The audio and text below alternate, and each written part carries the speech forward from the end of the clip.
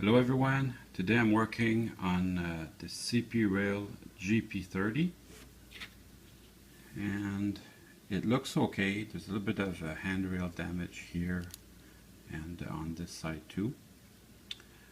It's got its horn, that's a very good news, and couplers are okay.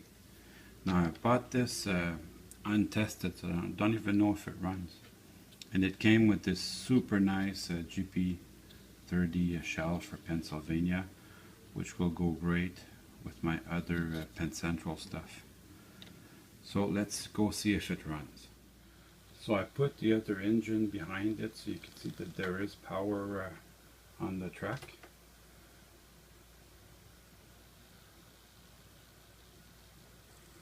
So on top of having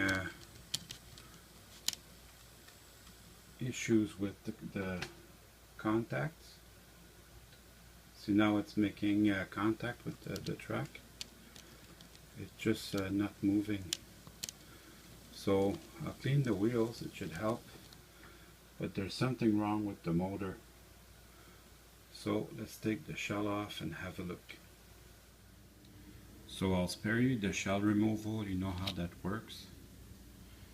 And this is the DCC compatible frame, which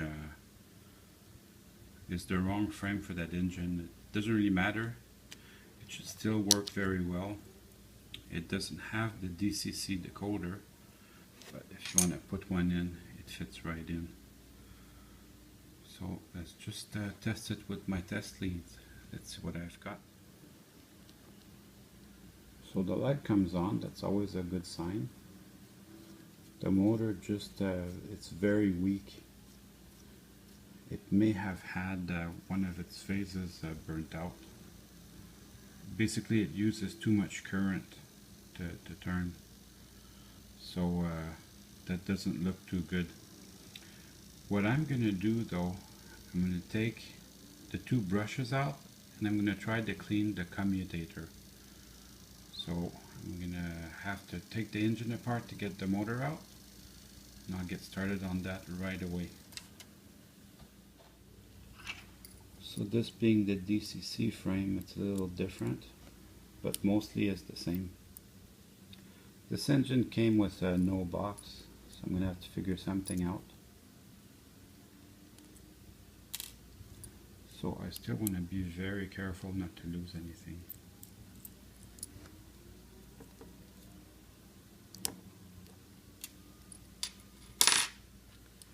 And then we'll free the two trucks and try and maintain the order.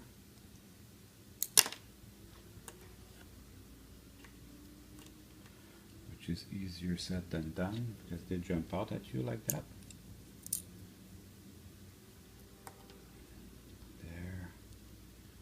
Then the frame will split open, revealing the two worm gears. Oh, look at how black this is. That doesn't sound good.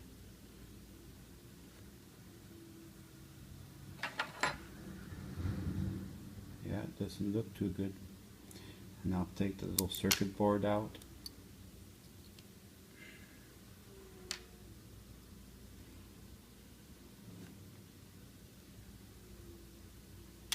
So my two worm gears come right out. That wasn't too hard. And then we'll separate the motor from the frame.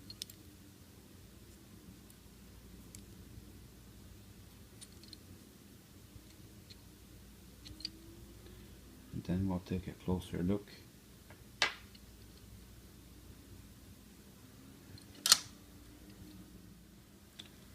So to get to the brushes, we'll have to remove the engine cradle, and then I have to remove these brush holster right there.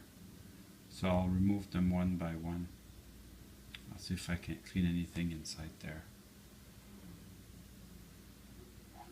Basically to do that, you just have to pry very gently under here.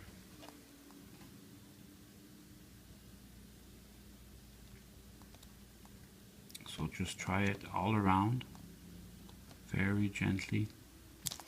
there's a small spring in there, and I guarantee you, you do not want to be looking for this small spring on the floor. As they say, that would be bad.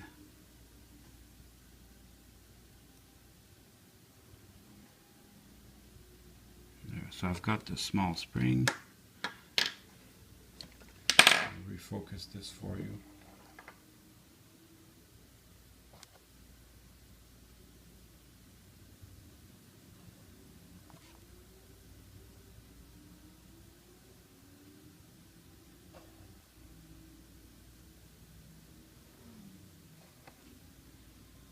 Small spring is in its holster right there, and you want to keep track of that. You do not want to be hunting after that. That's why I do them one at a time, and the brush should be in there somewhere. So I'm going to hunt it down off camera. So this kind of black stuff comes out of it. That can't be good. So as you can see, the brushes are nearly worn out. This one's just a tiny little thing, and the other one that's I was able to get, just a little piece of scrap. So you can make your own replacement brushes using a pencil. The lead in a pencil conducts electricity, but I happen to have Kato replacement brushes. You can also order them as a replacement part, and as you can see, this one is nearly worn out. So someone had lots of fun with this engine. I'm glad somebody enjoyed it before I got it. So I'm going to start looking for my replacement parts. Found it, so I got new springs and new brushes. So I'm going to get to work on installing that. Now, as you reinstall them, remember that gravity is your friend. So use gravity to hold your brush where it should go. Yeah, and scale, you will need to use your patience.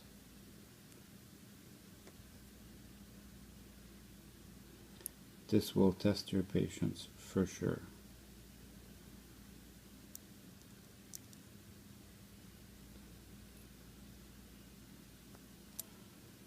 There.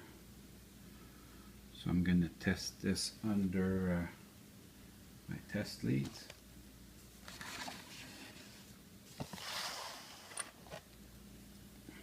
We'll see if there's any improvement. Actually, it does feel much better.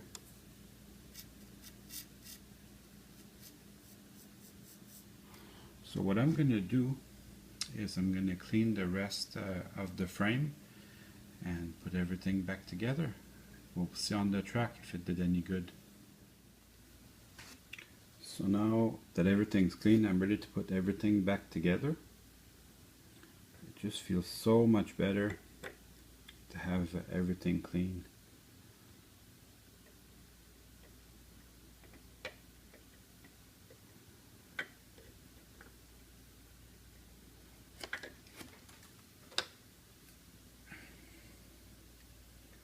So these little guys, they have their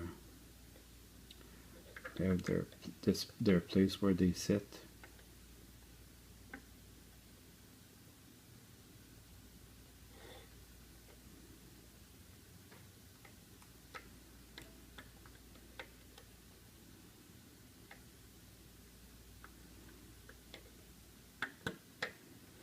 And I'll do the other side.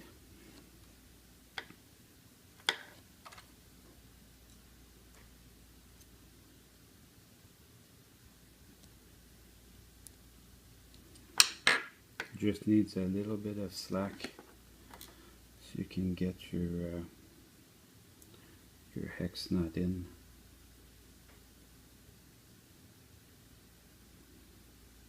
So you start by putting the closer one and then put the last one.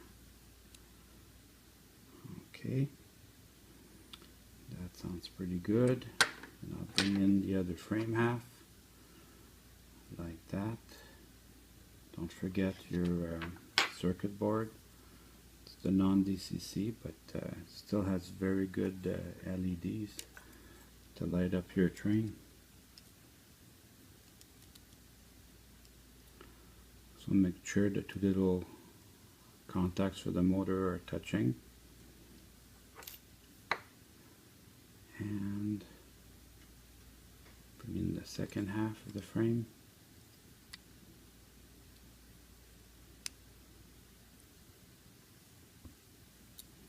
So you shouldn't have to work too hard to bring these in. They should fit right in beautifully.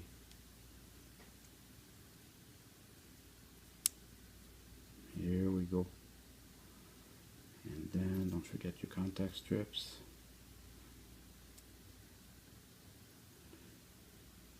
And I'll put my two retainers after I put the trucks.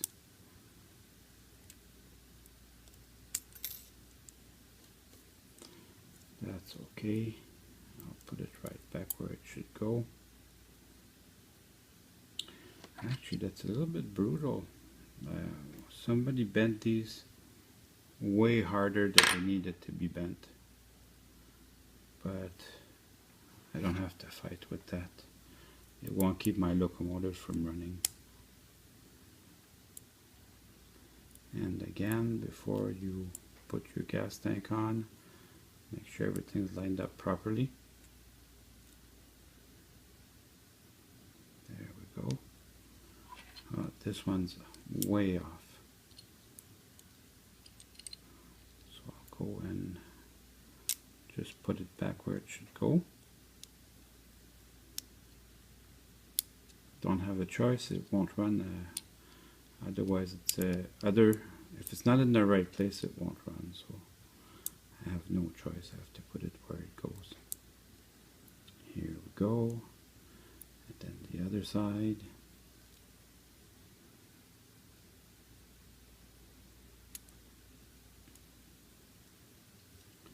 So check the alignment of your contact strips.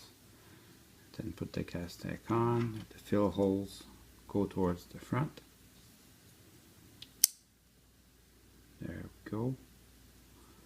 And I'm going to put the screws. These don't have to be super tight. Just have to be a little bit tight.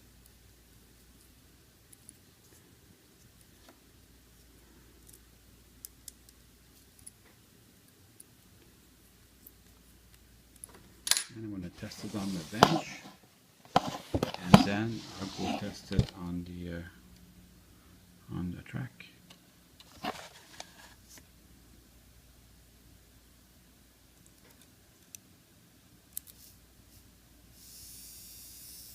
Already sounding much better. I guess it was the brushes that caused all these problems. It's a little bit on the slow side, but still very acceptable.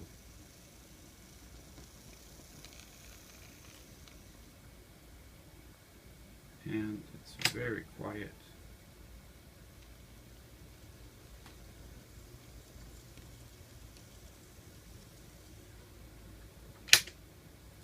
So now I'm going to work on the shell. Now that I got it to run the way I want it to, I'm going to focus my attention on the handrails. So I'm going to be repairing this part here and this little part here.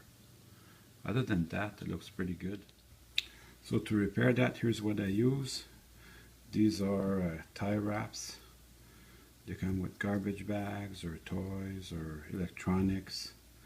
So I just twist off the paper, and then I just use my nails to rip it out. You can use your X-Acto knife if you don't want to do that. I find using my nails just a little bit quicker. There we go. So that happens to be just about the correct diameter.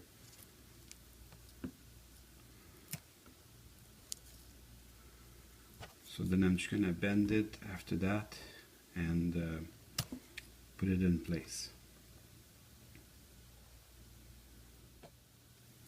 So you can cut this with Your regular snips, or this works too. The old nail clipper actually is strong enough to come in there and cut that. Here we go. Now I'm satisfied with the way it looks, so I'm gonna glue it in place. So I took a minute to paint everything black.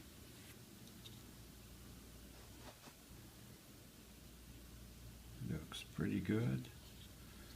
Then the other side. So now all that's left to do is put the shell back on. And now it's time to run some trains. Well, I hope you enjoyed this video.